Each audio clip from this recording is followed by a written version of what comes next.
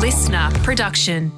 The creators of this podcast would like to acknowledge the traditional owners of the land on which it is recorded. Aboriginal and Torres Strait Islander people are the first storytellers of this land. We pay respect to their elders, past, present and emerging, as well as any Indigenous people who may be listening today.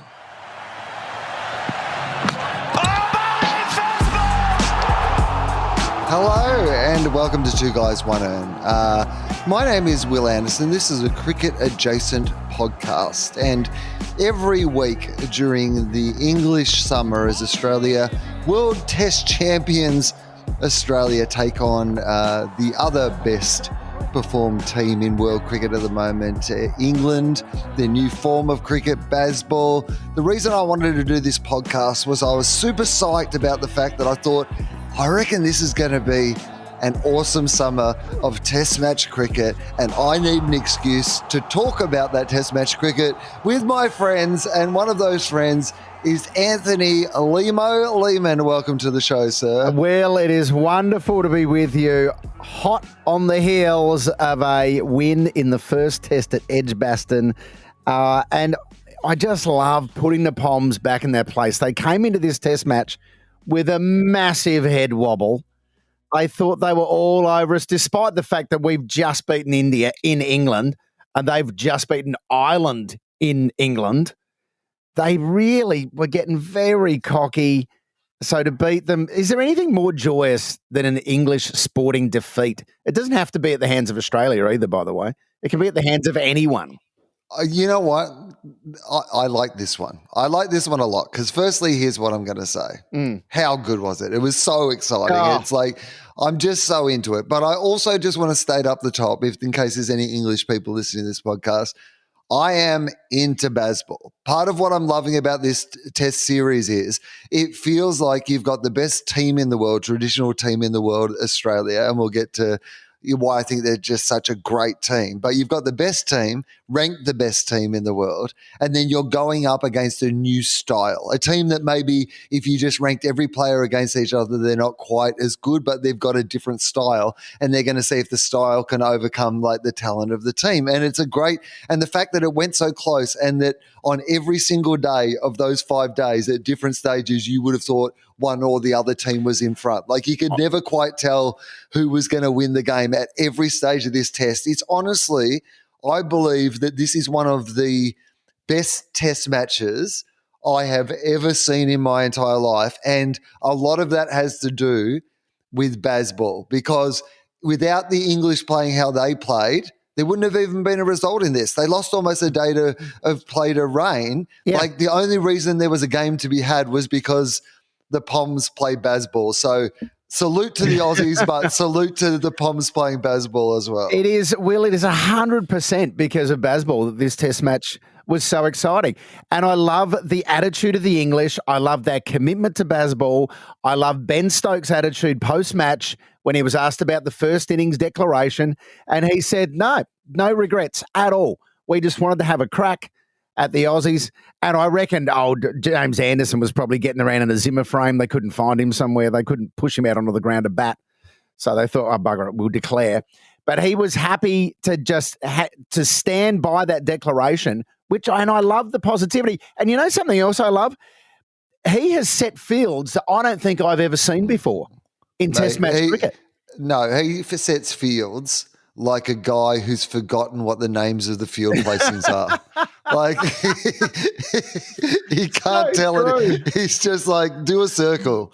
You guys just do a circle. You know where the slips are normally? Do it around the other way. And I love, because test match cricket, as much as I love it, it can get a little monotonous because you tend to have a similar flow of play. You tend to have similar field settings without huge amounts of variation. And we get very excited when we see something different. And I always think of this is the best because, like, the whole point of a test match, like why the test is the ultimate form of this game, is it's a 5-match series. You know, it happens over 5 days each of these games. Like, it is a test, and this is a genuine test because it's not two teams just trying to do the same thing and then just seeing who is better or luckier on the day. It is literally two teams going in with very different approaches to see to test which one is the best. Yeah, and I love that the Aussies stuck to their guns as well and just played their style of cricket their way, because it would have been easy or maybe even tempting for the Australians to go, oh, well, let's follow this style of play. Let's get into Bazball mode ourselves. But they I think that's the problem that every other country, I think the Aussies have come in definitely with a plan. You could see that they had a plan. And I think part of it is that they think that part of the problem with Bazball is everyone gets swept up in the Bazball momentum. Yes. You know, you're like, oh man, this is fun. We should be playing Bazball as well. But you haven't prepared to play Bazball, whereas the Aussies, like Uz was playing Uzball, which is just like, guess what I'm going to do instead? Bat on every day of this test match. I'm going to face 515 deliveries and score about 170 runs or whatever it was that he scored. When Ollie Robinson gave Uzi that send-off, I was like, mate, he's been here every day batting. Like, he's not... He won. He won, mate. You didn't win. He's literally batted every day. On the send, should we spend a couple of minutes on the send-off? Because a lot of people were outraged. And I agree that he looked like a bit of an idiot. But I don't mind. I support the send-off because I want colour and movement. I want this rivalry to be fierce. It's the oldest international sporting rivalry in the world, going back to 1877. I want the players to hate each other. I don't want the players to be having a giggle with each other halfway up the pitch. I don't mind the giggle. I'm fine with it. Played in the spirit, but I'll give you a compromise. Okay. I feel like we can have a bit of both because Pat's team's got to be Pat's team, and Pat's a nice guy, and Pat's not going to play with that aggression, like, right? And man, like that innings. Anyway, we'll get to all that, but like one of the greatest captain's performances in the history of Australian cricket. Like, it's his team now and they play in a different way and you've got to trust it. They've been very successful with it, right? So, like, you can't make him pretend to be something he's not. But here's what I will say as a compromise.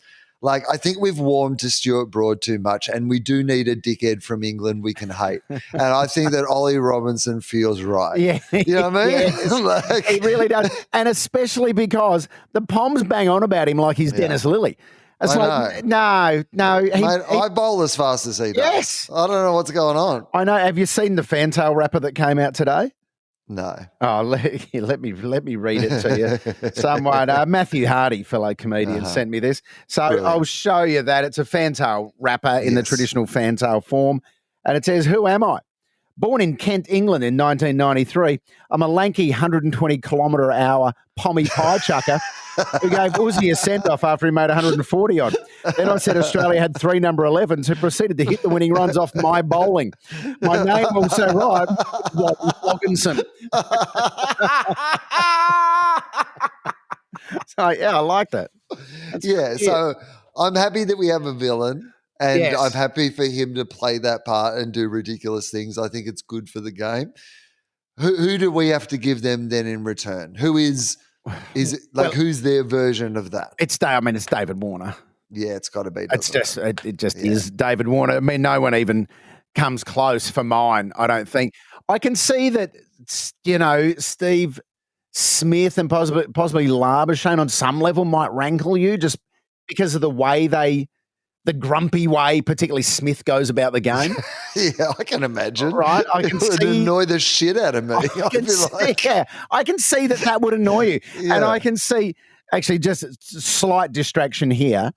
You know what I would love to see is Steve Smith's dismissal to review ratio. Oh, because I mean, he literally moves through the motion of the bat into the T signal to review it. It's in his follow through. It just occurs naturally every time he plays a stroke. He sometimes hits a 6 and calls for a review just because he's followed through so much. He thought, I mean, look, by the way, I'm fine with that. Like, if there's any chance of getting Steve Smith a second chance, I think it's always worth rolling the dice. I don't care if you hit it off the middle, if he's back to the bowler, right? Yeah. Like, review it. Send it upstairs. Let's just see, right? You never know. You never know. It's worth, angles or something, right? It's worth a review. So, so I'm loving a lot about England and the way they're playing the game and the way they're changing the game. I kind of wish I was looking at Bazball going, God, I wish that was us. Well, it is us. They're trying to be us. Well, it's a different version of us, and it's a bit of New Zealand. It's Brendan McCullum, obviously, and that's part of it.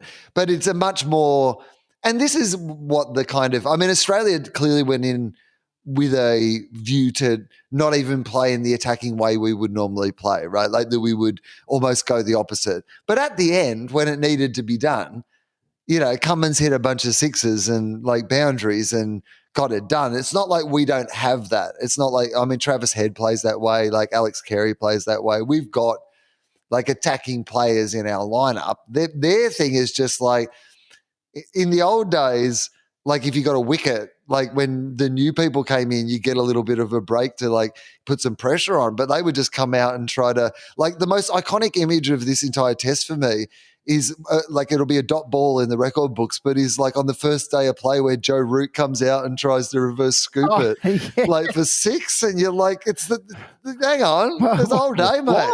What are you in a rush to do? What is that? It was like he was trying to, it was really like he was trying to send a message going, this is it, this is how it's going to happen from now on. But I know you love an analogy, Will, so can I give you a Bazball analogy? Because I started this off by saying, does anything bring you greater joy than an English sporting loss? Now, we've delivered half of the positive sandwich to the English listeners now by telling them how much we love it. But Bazball, to me, because they get so excited about it, they think it's the answer. They think it's the way forward. It has delivered them some results on smaller stages. Bazball, to me, is today's Tim Henman. Now, Tim Henman, the tennis player for England, he delivered some results on smaller stages around the world. And the English got very, very excited about Tim Henman every single year at Wimbledon because he would make the quarter or semi-finals every year. I think maybe even 8 times he got as deep as the quarters or the semis at Wimbledon and then just fell over at the last hurdle because it all got a bit too hard. I reckon that's what's going to happen to Bazball. When the hurdles are a little tougher, like Australia, it's just not going to work. I hope that. So, I think they'll persist with it at least for the second test, right? Because, like Stokes has literally said, no, we're going to double down. Like this is the problem. Wasn't because like it feels like they're the Joker from Batman. Like they don't actually have a plan. The plan is they're the dog chasing the car. They wouldn't know what to do if they caught it, right? They're just their plan is having no plan. Whatever you think the plan is. It worked with Khawaja. Like he was 140. They were never going to get him out. And then they put a ring of fieldsmen in front of him like it was beach cricket or something. Yes. and just he got out. And it got in his kitchen. So I think that they've got to do more of that is what I'm saying. He's got to lean into the madness. So I think next test, like Bazball to the extreme. It's like wicketkeeper comes out, like there's criticism about like Bairstow and the job that he did. He comes out with one glove, other glove, Michael Jackson glove, right? Bazball. That's Bazball to me, right? Like when they appeal, they turn around and Ben Stokes has taken one of those giant foam fingers and he's appealing with a giant foam finger. Bazball. That's Bazball to me. Gully standing with his back to the pitch. Bazball. Like just fully lean into what Bazball is. Ollie Anderson takes a wicket then to continue the villain theme. EPL, English Premier League style, rips his shirt off and runs to the boundary line to start high-fiving fans or runs to the boundary line and jumps into the crowd to start hugging English fans. Yeah, and he rips off his shirt and he has a picture of Usman Khawaja's face with like a red circle and a line through it on his chest. And he starts high-fiving. Bazball, lean into it. Let's have at least one more. Don't throw it out before you've gone full Bazball. Right? That's great. Now, do the umpires want to get on board with Bazball as well? Bazball. Should they be jazzing up the signals, jazzing up the 6, jazzing up the 4? Yeah, well, I'm saying we have to have one umpire who's umpiring in the Australian style, and you have to have one umpire who's the Bazball umpire. Oh, yeah, to make it fair, yes. Right, to evens out. And it just depends who you get in every scenario, whether you get the Bazball guy. Right. And he does dismissals with a confetti gun. He just shoots a confetti gun off to tell you you're out. Yeah, he goes, that one's a 9. I'm giving out 9s now. It's a new signal. It's a 9. I love the idea of them just going fully leaning into it. I mean, that's what it felt like, honestly, to watch it. It was like, this is so good for the game. I'm so glad we beat it as well, because I'm like you. I think that, like, there is a lot of like counterintuitive decisions, and sometimes there's a reason they're counterintuitive. And the thing that I love about this Australian team is I just think it's a better team.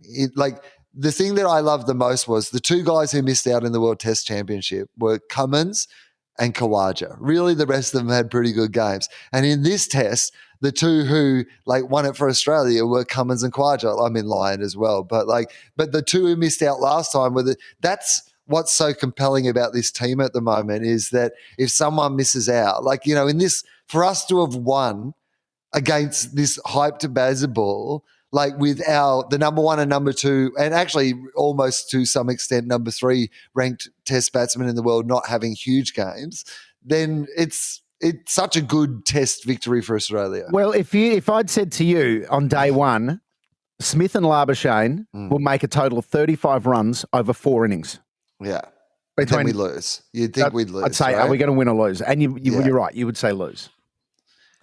And I think for England, there's shit to worry about, because I don't know if you know this about a little fella that you might not have thought was any good called Usman Khawaja, but he's back and he's real good now. Yeah. He's real good. And he's been, and it's not a coincidence, it turns out. It turns out he's just real good. And here's the good news for Australians. Once he works out how to make runs where you are, guess what he likes to keep doing? Making runs. And he would have come, in their minds, he would have been our 5th best batsman coming into the series. Oh, yeah. By the way, our best batsman for the last 18 months is a guy who is not ranked in front of the next 3 guys who bat in the batting order to him, right? But he's actually been the best batsman in the team. Particularly, he's made as many centuries away from Australia as the rest of them have combined. So, like, it's been incredible. It's so good. And that was the funny thing about the Ollie Robinson thing. And I think this is why it works as the villain, is he picked on our Bambi. Like, Uzi is like the most lovely, well-respected, highly credentialed, soft-spoken, intelligent members of the Australian. Oh, no, you have picked the wrong bloke there. Did you see the Nigel Farage tweet after we won the World Test Championships? Oh, no. Luckily, I'm not on social media anymore. What did Nigel Farage? So Nigel Farage. I assume something very balanced. Yeah. Let me guess. Yeah. Okay, hang on. Yeah. So I guess it's got to do with Usman Khawaja in some way because of how you introduced it. Yeah. So Usman Khawaja, okay. What would have happened that they would have he didn't play well, but he wouldn't have said something about that, surely. I know exactly what it would be. Yes. Did they celebrate without alcohol? Because Farage was outraged. Yeah. Absolutely outraged that we couldn't celebrate with alcohol to accommodate the one Muslim on the team. He couldn't believe it. Also, I believe there was some alcohol. And also, he's their teammate, not the one Muslim. Like,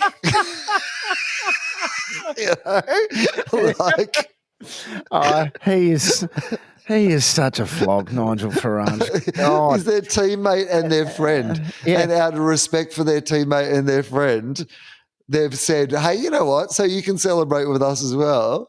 We're going to do this nice thing. And this is what I meant about Pat Cummins' team. That's a nice gesture. Yes, yeah, exactly. But it's they're nice guys. And also, I know that Australia has a reputation as a drinking country, but Nigel Farage, how's your drinking problem? You can't wait 5 minutes to have a drink to celebrate? It was only in the photo. It's not like they were having a drink before and they had a drink after. It's only in the photo out of respect for their teammate who they love. Who's part of their team? Who's part of the team? For a second. And then later they can have a drink. Really soon after, to be honest. Heaps of them. And I'm sure Nathan Lyon probably drank for the next 12 hours. Yeah. Yeah. And it was no problem. Yeah. So I think that was there's a lot of upside for the Australian team still. Look, to be honest, the only person who's really hasn't got anything going yet, hasn't at least had a moment, is probably Marnus. He batted okay in the first innings of the World Test Championship, but otherwise he has not looked that good. But the rest of them have at least had a moment over there, which I think is it's good. It's a good vibe for the Aussies. They've all had a taste of it.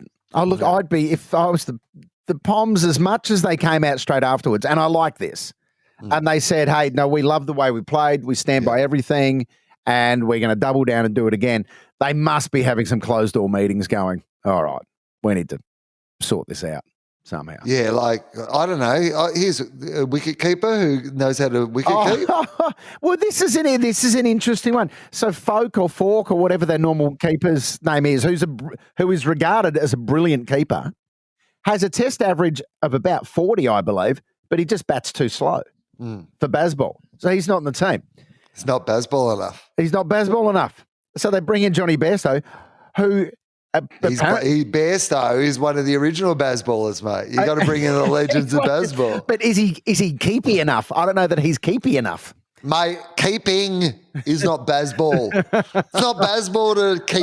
Mate. Everyone should have a go. No, I think Bairstow has got to become a selector for the second test so he can drop himself. Come on, hey! I like it. He is spilling some absolute cream pies. So, but it was nice to watch. So the Bazball batters, Joe Root. Joe Root was a very, very, very good cricketer. He's got an incredible amount of test runs, in every conditions, incredible record. But I don't know. Weirdly enough, a couple of years ago, I was it felt like he dropped down the priorities of their batting order, and he wasn't perhaps he was on the way down versus but he's incredible. Oh, you were almost about to tear up then. He's so good at batting. When you it makes you put aside your animosity in the moment for because I never want to see them make runs against us. But there was moments when he was batting where I was just watching it going, yeah, well played. Fair enough, mate. Well done. Yeah. That was great. What you just did then, that was very well done, sir.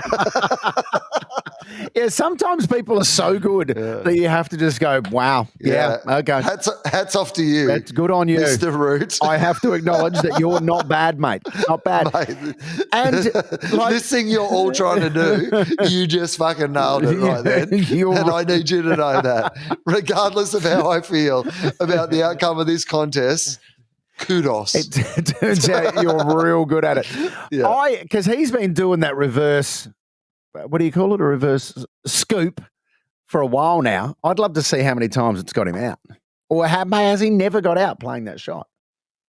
I don't know. I mean, I don't know either, but fuck me, it's an incredible shot. Well, particularly off Pat Cummins. I mean, Pat Cummins, are you joking me? And he's reverse scooping one of the best bowlers in the world. It's amazing. Okay, we talk about Pat Cummins because, had obviously in India had some tough personal circumstances, in his life. and had to go home from that tour, and Australia weren't going that well. And because Pat Cummins is this new type of captain, and there's a certain demographic who, think he got rid of Justin Langer and he's too woke because he believes in climate change and whatever. So I feel like there's just been some sort of – people have been looking for reasons to write off Pat Cummins. And I think that there was a lot of skepticism that a bowler couldn't be captain of the Australian cricket team. And look, he didn't play great in the World Test Championships. And there was just part of me that was like, they've got to rotate the bowlers through this series. Yeah.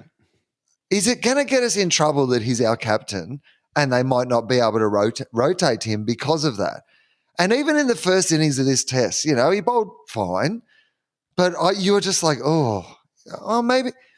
Pat Cummins hasn't made a score over 35 for as long as I can remember. He bats really well, super important runs in that first innings. And I was like, this is nice. This is good to see. We actually need him to remember that he's actually quite good at batting.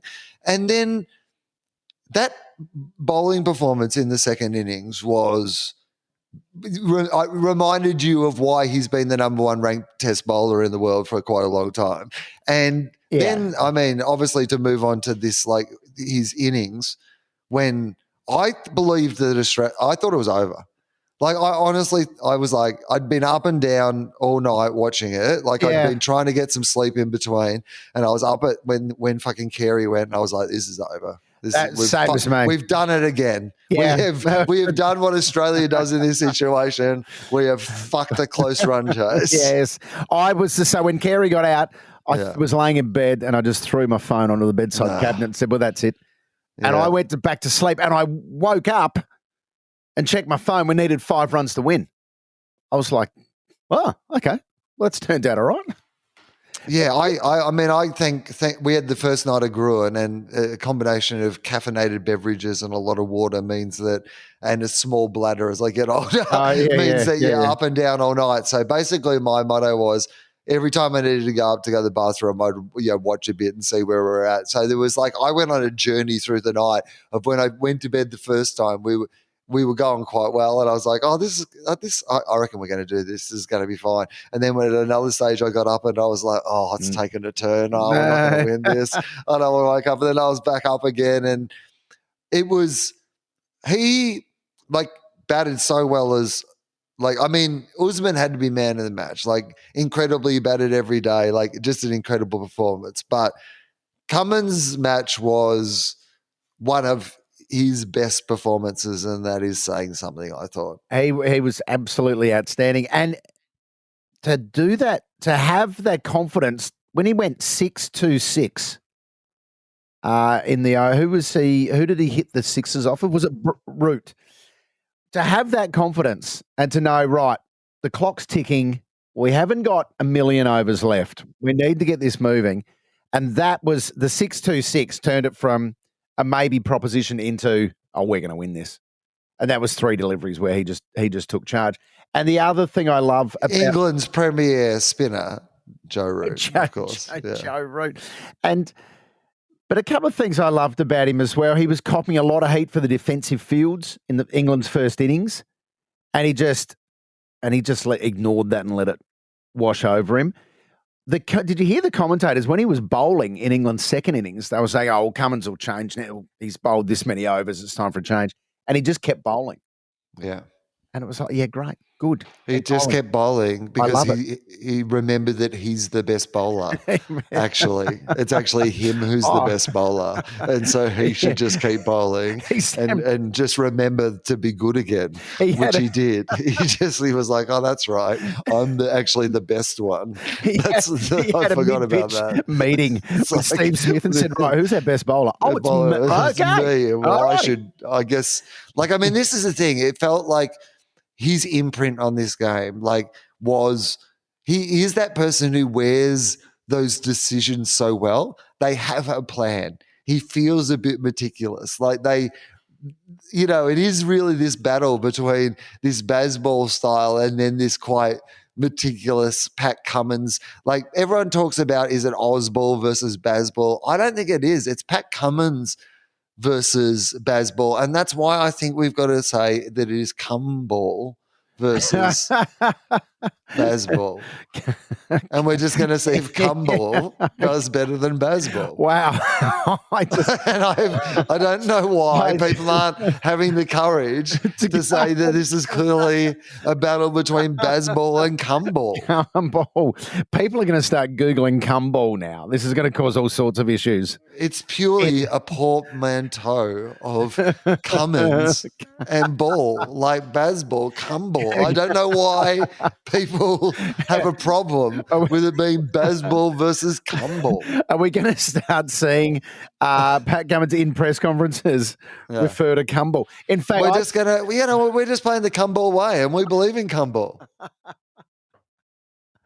There's a sticky wicket joke in there somewhere, I guess, isn't there? I don't know. I guess that one. Or short legs in the middle.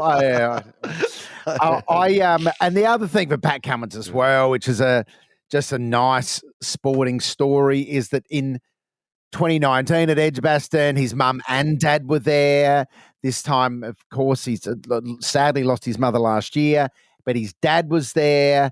And there was a beautiful moment where they hugged on the balcony, and he'd taken his dad to see Bruce Springsteen earlier in the week. So that was a nice moment. I mean, you would have loved that too, right? Like, can you imagine?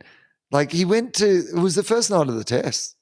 He went to see Bruce Springsteen with his dad. Was that the first night of the test? Mate, I read that in the paper today, and I was like, are you kidding me? First night of the test. He played a day of test cricket, and he was like, you know what I'm doing now? Going to see Bruce Springsteen. Hey, that's how you play Cumball. That's what he said.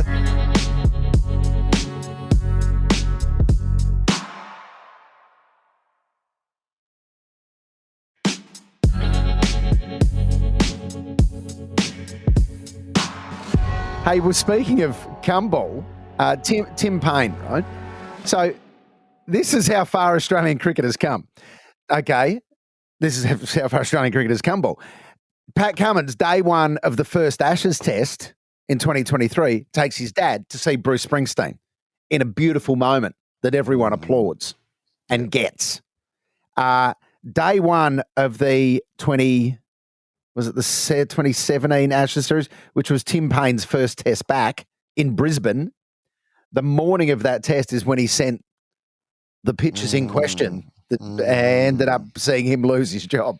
So we've gone from dick pics to Bruce Springsteen with your dad. So I think we've come a long way. I think that's good. Yeah, I think that feels... Feels like progress. This is Cumball. Explain Cumball or the previous captain. Paintball. Now that was a whole different thing. Which I believe was the photo that was being sent. So we've gone from paintball to Cumball. Now, we talked about Joe Root, speaking of this sort of thing, but Joe Root, brilliant batsman, serviceable spin bowler. Then there was a fella by the name, I believe, of Moeen Ali, who used to play cricket for England a while ago. But he died, I believe, last year.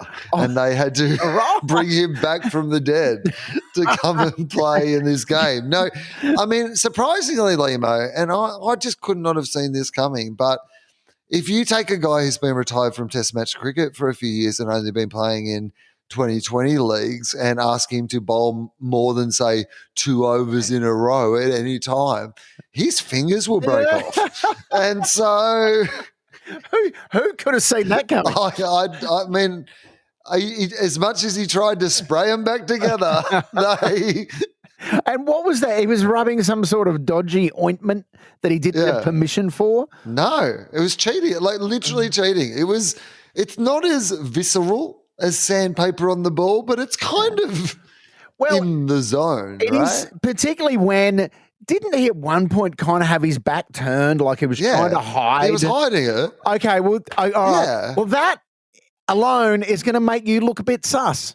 I mean, he made it look sus for something that you could never hide, right? Because there's cameras everywhere. You know, you're playing in a test in the Ashes, right? It's like when Cameron Bancroft was stuffing the sandpaper down his pants. It's like, bro, there's cameras everywhere. Everywhere, mate. You know, they're filming this to show it in Australia.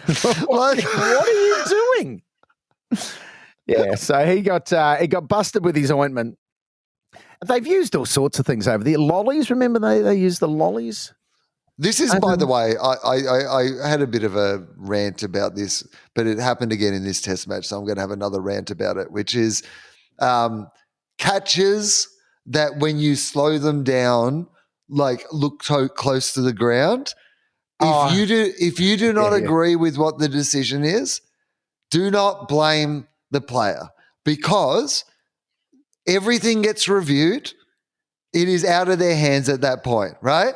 Like, that's the reason that we have cameras and we have reviews, is that sometimes you don't quite know and you can't quite tell. And so you take it out of the player's hands and you don't make it some sort of you're a cheat or you're trying to get some. It's just I know. The rule. Shut up. Right? I agree. No one walks. No. Well, people don't walk all the time. Adam Gilchrist did once, but that's the exception to the rule. You don't walk. It all gets reviewed. Crawley fucking hit one off the middle of his bat to fucking Carey in the first innings and kept playing. Yeah. So, no, don't review it. And no, you never blame the player. And you never blame either. I wouldn't blame the slipsman. Like people go, he knows that hit the deck. You don't know that hit the deck. No. At that speed. No. If your hands are hitting the ground and a ball at the same time and there's a gap between your fingers, you can't tell me, like, get that on Mythbusters. I bet you couldn't tell, right? No. There's been occasions over the year where players have dropped the ball, fallen on it, then picked it up and tried to claim it. Well, that's not on. I mean, you know what? If it's been filmed and you think you can get away with it, rather than because you've got to understand what the stakes are. If you fuck it, you're a villain forever. People play that footage forever. So if you try to get away with something and they catch you on camera, suffer the consequences of it. But if you think you can get the sandpaper out of your jocks, onto the ball, back into your jocks without a camera seeing it, no. Give it a crack, mate. You can give it a crack. But good luck. They'll slow that shit down. Hey, what about baseball gloves, if they come out with baseball gloves? Just to add to the the Bazball colour and movement. That's what they call them Bazball gloves. Sorry, my bad. Bazball gloves. And what we've seen with the Live Golf tournaments that have been running around for the last 6 months or so, a lot of fuss being made over the fact that professional golfers can now wear shorts. So what about as part of Bazball, shorts? Oh, I can't believe they haven't come up with this already. This is 100%. Like, if they rock up to the next test in shorts, I might start barracking for England. I got another one for you, Will. I'm going back to my country. This is good stuff. I'm going back to my country cricket days here. Before we get off the shorts, because I need to know more. Sure. I need to know a little bit more about these shorts that they're wearing. Yes. Like, is there a world in which we can let all the players choose their own style of shorts, so that there's some with like a knee-length basketball style thing? Maybe one of the players has got some cargo shorts. Yes. There might be a little sort of like more athletic short type operation. To get your head around the shorts, don't think Wimbledon, think US Open. Right? Yeah, great. It's freedom to wear whatever you want. Okay. Okay, good. All right. I'm into it. Yeah, okay. I like the pair of basketball shorts. Yeah. Because that'd be good, because you fit the thigh pad nicely underneath a pair of basketball shorts. Well, basketball shorts for batting, that's going to be handy. Maybe when you're in the field, you want a freedom of a high and tight running short. Right. you could indeed. Or maybe your sort of skins style. Oh, yeah. But you have to wear shorts over the top of the skins. That's... Or maybe not. Or not. I mean, we're not making it compulsory. No. We don't mind if we see a little Bazball, if you know what I'm saying. Get a little Shervo happening as they chase one into the deep. So shorts on the players. They're wearing their cricket shoes. Socks can be down or pulled up, whatever they want. Yeah, you're fine with that. And do socks have to be standard white, or because they have to be white, right?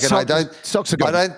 I think some of the players don't wear white socks though. I think a lot of them wear dark socks. No, you got to wear if you're wearing shorts. If you're wearing shorts, you have to wear white socks. That makes sense. We're not idiots. We're not animals. It's Bazball, but we're not animals. Got to have some respect for the game. Exactly. Come on, mate. We've got your white shoes, your white socks, your choice of short. Yeah. You've got your England top on. Yeah. Right, of course. With your number on it. Because here's what I've loved, by the way, is the only way you've truly been able to express this for a while is through jumper size and jumper style. Yeah. Like, have you noticed that? Like, yeah. Uzi wears that like real I'm an emo teenager from the 90s, knee length, like sort of like thing. But then some others are like high and tight, or they got the different, like, I feel like that's what it's been previously. But now that shorts have been thrown in the mix, particularly as some people might be rocking a shorts and jumper combo, which is just fantastic stuff as far as I'm concerned. What I will accept is, because sometimes players will go a double jumper, and they'll go a sleeveless and then a sleeve jumper over that. I'll accept a sleeve jumper with the sleeveless jumper over the top of that, which I don't think we see, right? So that just adds a little bit of extra colour to it while still sticking with the old uniform. Okay, yeah, I'm happy with that. And then in your afternoon session, as I said, going back to my days in country cricket here, once you come back from the tea break, players are allowed a stubby each on the ground, and you're allowed to have a dart as well. So as you begin, you walk in with the bowler, you throw your dart down onto the grass, and you leave your stubby there on the grass, and you walk in.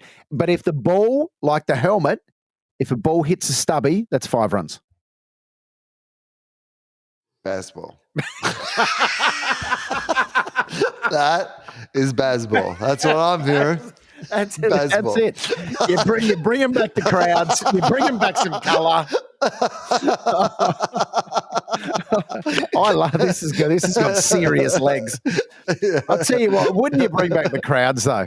If they just started, if the drinks between tea and the close of play was like a little mini bar that just got wheeled out. Well, how about just each test? You can nominate one rule that is changed for the test, but it's something like that, right?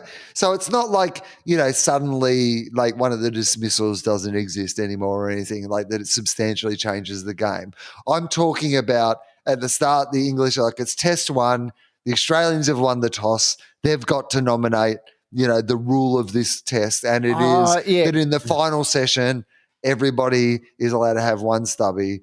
These are the rules. Like, do you know what I mean? Like, and then for that test, you play under those. So maybe the visit, you know what? Maybe it's a thing to counteract home team advantage, right? Home ground advantage.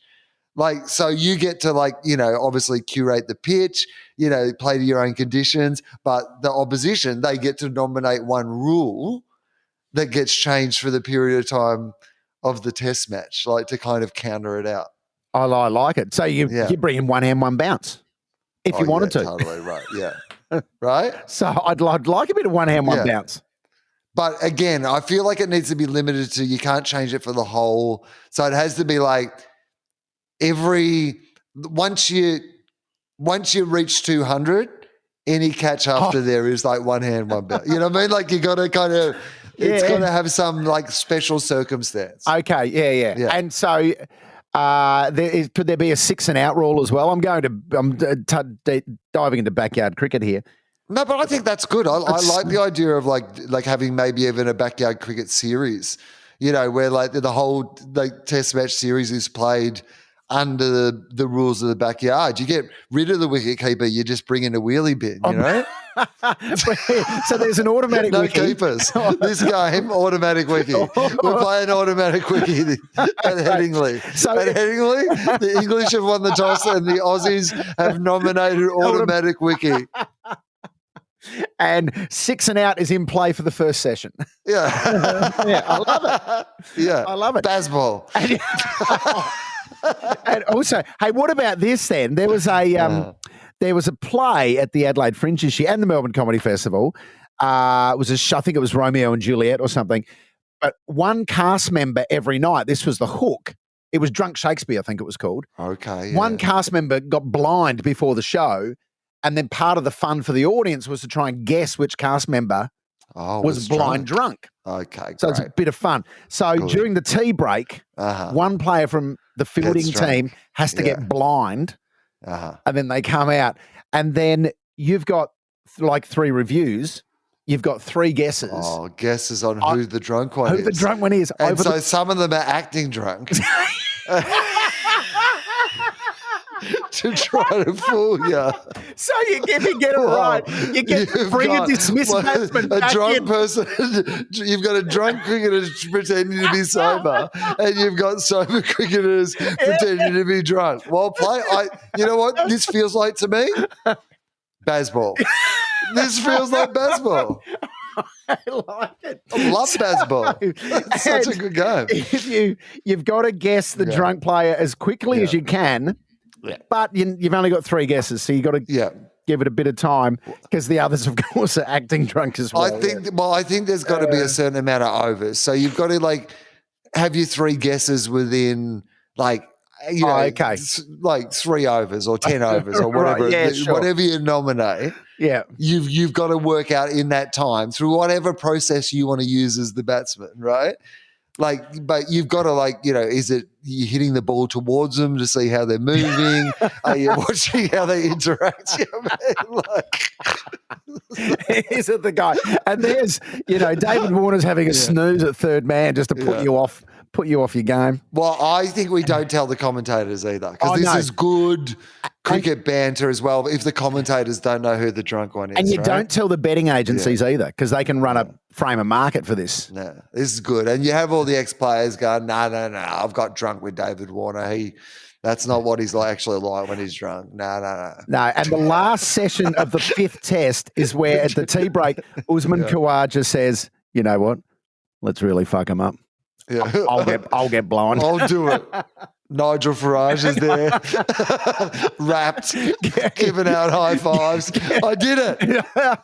I got him drunk. Farage doing tequila shots with Khawaja. Yeah. Oh, but I like Bazball. Really warming to it. So, Lehmo, the next test match between Australia and England is at Lords. And part of the reason that I thought it would be fun to have you for this episode of the podcast is because you have been to the cricket at Lords. I have been to the cricket at Lords a few times actually over the years, but most recently 2015 I went to the Ashes test at Lords and I flew all the way to England to watch Joe Root hit 170 not out. How many reverse scoops did he play in that? Funny enough, there were no reverse scoops in that innings back then. Scoopless. It was indeed. I don't think anyone even knew what a reverse scoop was back then. But he dominated, and I think this might have been the series where David Warner punched him before the first test. Anyway, the test was over in 4 days, and I was only in England for a week. Right, I flew over just for the test match. And I thought, what do I do with my extra day? Well, turns out Prince George was born on the day 5, which was no longer because the test was over in 4 days.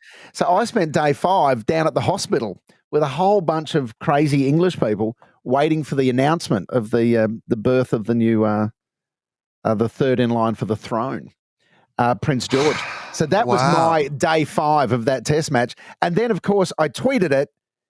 And then I got about 1,000 interview requests from radio stations around Australia saying, you're there at the hospital. Can we talk to you? On the spot. Yeah. Can we talk to you about, guys, it feels like there's a whole bunch of people in a crowd waiting for somebody to tell them something. Yeah. Back to you. That was pretty much it. That was it. There were bookmakers there who'd had framed markets around the name, and there were all those crazy English people dressed in Union Jack suits and everything else, and then the baby was born on what would have been day 5 of the Lord's Test, Prince George, in 2015. And I even went back the next day. That's what a glutton for punishment I am. Well, I mean, as much as I would like to hear more about, Baby George, what I'd really like to hear about is Lords. The place where they're having the test match. Could you tell me something about that? It's a fascinating place because it has an incredible history, Lords, and to watch cricket out on that ground is amazing, but it's not overly impressive as a venue, really, aside from the history that is attached to it. Yes. It's the history that makes it amazing, as opposed to something like the MCG or Adelaide Oval, which in and of themselves, regardless of any history, places to go. Are impressive places to go. Even if you said, they built this last week, you'd be like, yeah, it's pretty good. Exactly. Exactly. So it's the history of Lords that makes it so fascinating. But I was at a function in a kind of a bar that's attached to the edge of the venue where Mike Gadding, I'll tell you what, he's unlocked the code here, Mike Gadding. Tickets were about, I reckon they were 400 quid a day or something. Okay. For these tickets. Yeah. And there would have been, I was at a table with some friends, there were about 6 of us, but there would have been 100 people in this venue. And it's Mike Gadding's Lords cricket experience. So that price includes breakfast, lunch, and dinner inside this venue attached to Lords, plus obviously access to the ground and seats. And then Mike Gadding comes around to every table and spends at least half an hour just talking rubbish and answering any questions you might have about whatever. More than happy to talk about the Shane Warne delivery. I mean, he'd have to be. Yeah. Because it's the first thing that everyone's going to ask him about. So, it's one of those things where you just be, you know what? Stay home if you're not happy to talk about the ball of the century, mate. You're involved. You know what? I'm sorry, you were on the wrong end of it. But it's one of the most iconic moments in the history of cricket. Yeah. And you were in it. It couldn't have happened without you. Part of why it's so good is because you were a good batsman and it made you look like a fucking fool. It really did. And the look on his face afterwards was priceless. So just that, I don't know what happened. What just happened now? It was like a kid who watched a magic trick. And but he's more than happy to come around, and he's a great bloke and he's hilarious. So that's a really cool setup there. But around the ground at Lords, it's kind of like Adelaide Oval, if anyone's ever been there, in that there's a party going on outside at the venue, but outside the playing area and outside the stands, as much really as is going on inside. So it had it's a nice sort of picnic, carnival, fun atmosphere going on outside the ground as well. But I loved it, and it was great to be there for that test match, even though we got done. It's nice to go to Lords. It's one of those bucket list items. Well, also, the English crowds look fun. I don't know what they were like when you've been, but certainly, like watching them in this test, they were like amazing. Like, the singing and the chanting and the just like the way that they crowd, the way that they do sporting crowd is different to the energy of the way Australians do sporting crowd. And also, you'll love this as well. So the crowd you heard on the weekend, that's a classic English crowd at this test match, but you are not allowed to move until an over's finished. So no movement in the stands during overs. So if you bought beers, you've got to wait till the end of the over before you walk back with your beers. Whereas in Australia, it's like no one cares. Yeah, no, whatever, mate. Yeah, we tried that for one day. It didn't work. It didn't work. Down in front. Didn't work. Down in front. Down in front. Nah. So, mate, I went to the Edgbaston Test in 1997, and Shane Warne copped abuse from the minute his foot set on the ground. I just heard it was like constant abuse until he walked off the ground at the end of the day. It was unbelievable.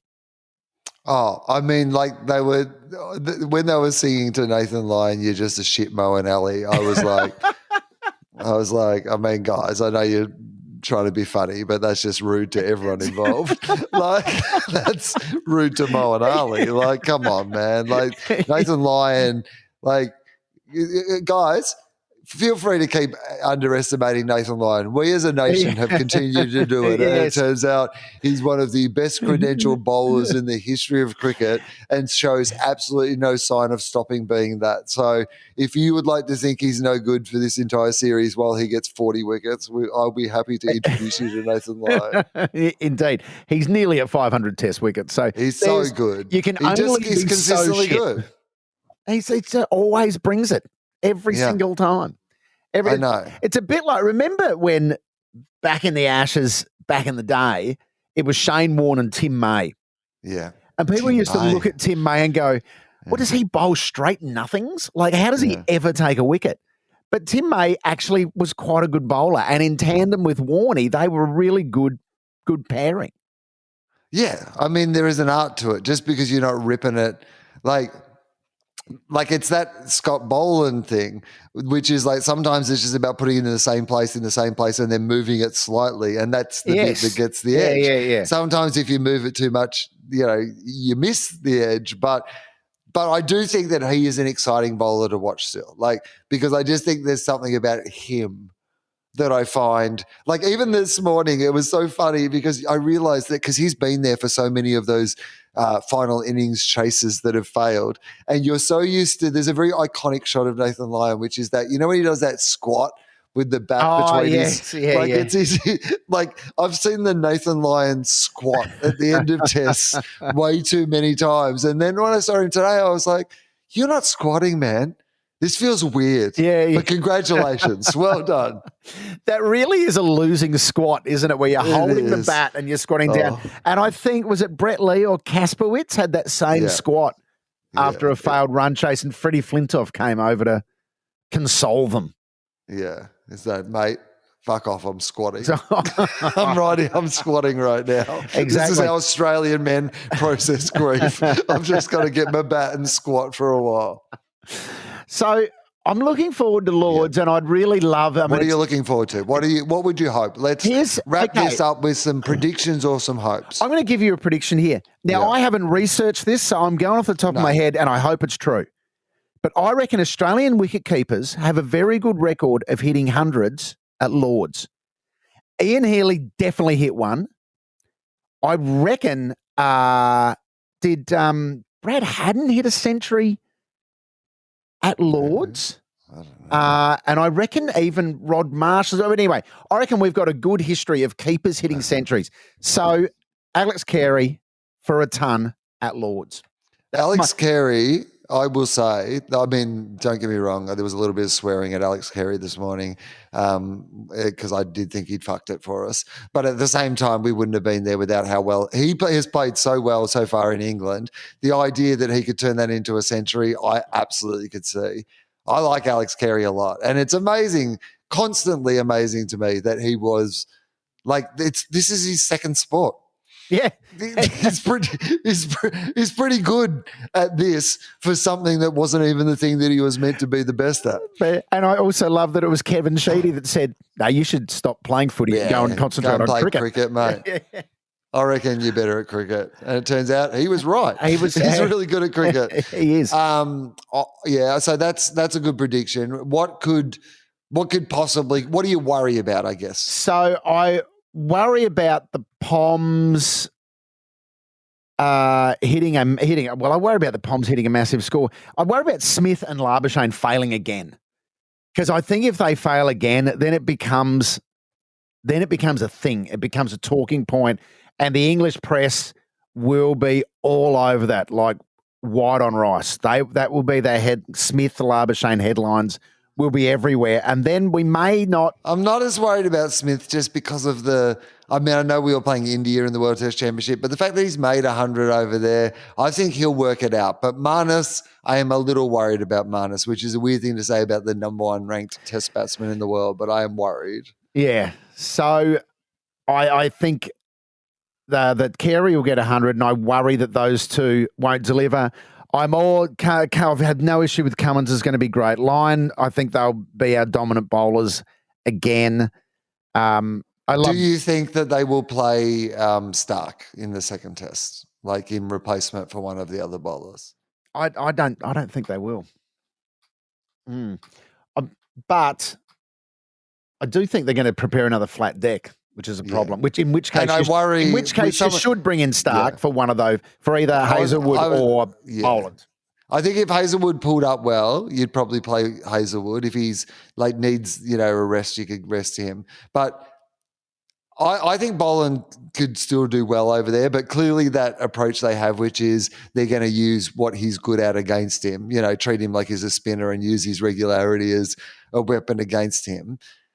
I do wonder whether there was times when I was like, well, if Hazelwood or Cummins can be doing this, even Lyon, to a certain extent, holding people down, then maybe you are better to have like a Stark who could just like rip through a couple of like when those guys are trying to bash it and stuff and he's bowling like Yorkers from around the wicket. Like, I mean, I don't know. He provides a bit of variation at least, whereas Hazelwood and Boland, they don't print exactly the same, but they're similar. Or what we could do is try and get right inside their kitchen and drop Smith and Labuschagne and bring in Stark and Todd Murphy and play 6 bowlers. It's good. I like it. Bat Carey at 5. Yeah. And I think 5 number 11s. Yeah. I think it's a good. They'll be confused. I see your Bazball and I raise you. Cumball. Hey, Lehmo, thank you very much for doing this. It's been a great pleasure to have you on this, whatever this dumb show is. Just an excuse for me to talk about the cricket with my friends, really. That's what it is. Thank you, mate. An absolute pleasure. And I want to see the Poms in shorts, White Sox pulled up, and at least one of them drunk by the end of the series. I mean, I think we had a lot of good ideas in this podcast. What I remember is a lot of good ideas that would absolutely improve the game and take Bazball to the next level. Lehmo, where can people find, plug stuff? Utopia's on at the moment, ABC Wednesday nights, right before Gruen. Yes, true. And you can watch both of them on ABC iView if you happen to be watching the cricket or State of Origin or anything like that on one of those nights. They're available for free on ABC iView. You can catch up there. Otherwise, just grab me on the social media, Lehmo15 on Instagram and Lehmo23 on Twitter. Thank you, mate. Thank you, mate. Appreciate it. Go the Aussies.